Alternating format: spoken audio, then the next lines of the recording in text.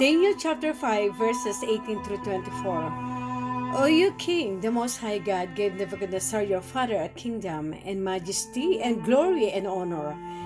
And for the majesty that he gave him, all people, nations, and languages trembled and feared before him, whom he would slew and whom he would keep alive, and whom he would set up and whom he would put down. But when his heart was lifted up, and his mind hardened in pride, he was disposed from his kingly throne, and they took his glory from him.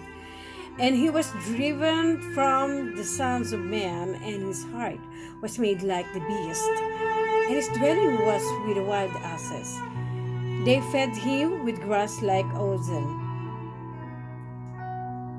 and his body was wet with the dew of heaven, till he knew that the Most High God ruled in the kingdom of men, and that he appointed over it whomsoever he will. And you his son, O Belteshazzar, have not humbled thine heart, though you know all this, but have lifted up thyself against the Lord of heaven, and they have brought the vessels of his house before you.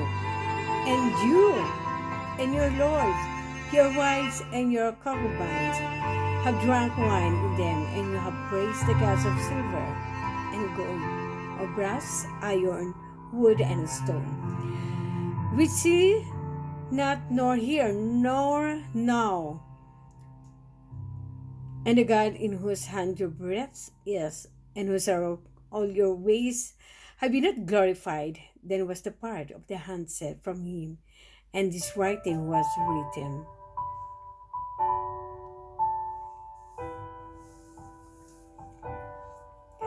We will not take the time to look at these verses in depth, as we have already touched on this situation in the previous chapter. But we will bring to light the main points to Daniel's opening word to the king. He shows the greatness of Nebuchadnezzar, but also the pride that he had when at his peak. The judgment that passed upon Nebuchadnezzar because of his pride, which drove him to not acknowledge the God of heaven as the one who is in charge of all things and gave him his greatness. He tells Belteshazzar that he has followed the same path in not humbling his heart, but lifting it up against the Lord of heaven by desecrating the vessels of God through their pagan worship. Just a quick note as well, look at the order of metals in verse 23 compared to verse 4. Gold and silver have been reversed as if to imply the kingdom of Babylon is finished and to Medes and Persians have taken over. This we'll see in the following verses. Even though he knew all this, he still did not glorify the one that gives him life. It was at this time of self-exaltation and lack of glorifying God that finished filling their cup of iniquity and sealed Babylon's probation, thus the writing on the wall from the finger of God.